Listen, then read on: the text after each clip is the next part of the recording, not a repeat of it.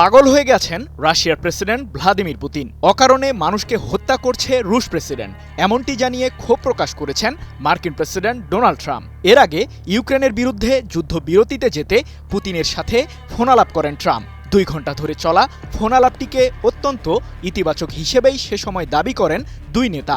তার ঠিক 1 সপ্তাহ পর পুতিনকে পাগল বলে আখ্যা দিলেন মার্কিন প্রেসিডেন্ট। এদিকে ইউক্রেনে 3 শতাধিক ড্রোন ও মিসাইল হামলা চালিয়েছে পুতিনের সামরিক বাহিনী। যুদ্ধ শুরুর পর এটিকে এখন পর্যন্ত সবচেয়ে বড় হামলা হিসেবে দেখছেন সামরিক বিশ্লেষকরা।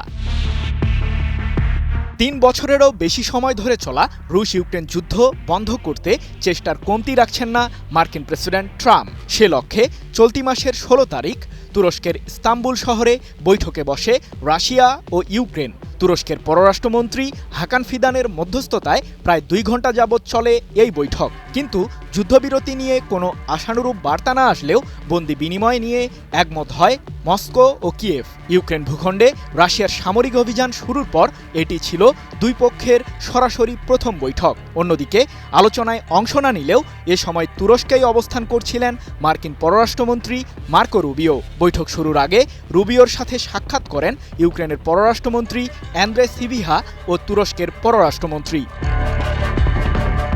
এদিকে কিয়েভ ও মস্কোর মধ্যে বন্দি বিনিময় চলার মাঝেই ইউক্রেনকে লক্ষ্য করে 367টি ড্রোন ও ক্ষেপণাস্ত্র হামলা চালিয়েছে রাশিয়া। 24 মে রাতভর চলা এই হামলায় 3 শিশুসহ অন্তত 12 জন নিহত হওয়ার দাবি করেন ইউক্রেনের প্রেসিডেন্ট ভলোদিমির জেলেনস্কি। ইউক্রেনের 22 জায়গায় চালানো এই হামলাটিকে যুদ্ধ শুরুর পর রাশিয়ার চালানো সবচেয়ে বড় সংঘাত হিসেবেই আখ্যা দিয়েছেন সমরবিদরা।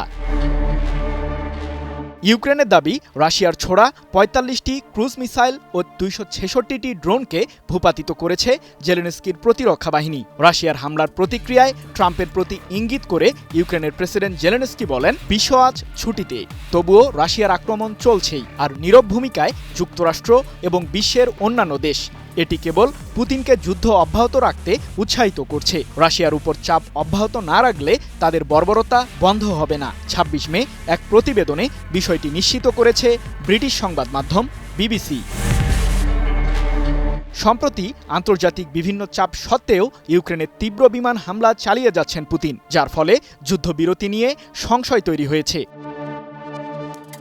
টানা 7মবারের মতো বেস্ট টিস্যু পেপার ব্র্যান্ড হিসেবে স্বীকৃতি পেয়েছে বসুন্ধরা টিস্যু। অন্যদিকে ইউক্রেনকে লক্ষ্য করে রাশিয়ার সবচেয়ে বড় হামলা প্রসঙ্গে মন্তব্য করেছেন মার্কিন প্রেসিডেন্ট ট্রাম্পও। পুতিনকে পাগল আখ্যা দিয়ে ট্রাম্প বলেন, রাশিয়ার প্রেসিডেন্টের সাথে আমার সবসময় ভালো সম্পর্ক ছিল, কিন্তু তার সাথে কিছু একটা ঘটেছে। পুতিন একেবারে পাগল হয়ে গেছে। সে অকারণে অনেক মানুষকে হত্যা করছে। ইউক্রেনের শহরগুলোতে কোনো কারণ ছাড়াই মিসাইল এবং ড্রোন ছোড়া হচ্ছে। আমি সবসময় বলেছি পুতিন পুরো ইউক্রেন দখলে নিতে চায়, এটাই সঠিক প্রমাণিত হচ্ছে। কিন্তু পুতিন যদি সেটা করে তাহলে তা রাশিয়ার পতনের দিকে নিয়ে যাবে। 26 মে ট্রাম্প তার ব্যক্তিগত সামাজিক যোগাযোগ মাধ্যম ট্রুথে এমন মন্তব্য করেছেন। ইউক্রেনের প্রায় 20 অঞ্চল এখন রাশিয়ার দখলে, এমনটি জানিয়েছে সংবাদ মাধ্যম বিবিসি। সৃজন মাহমুদ, নিউজ 24।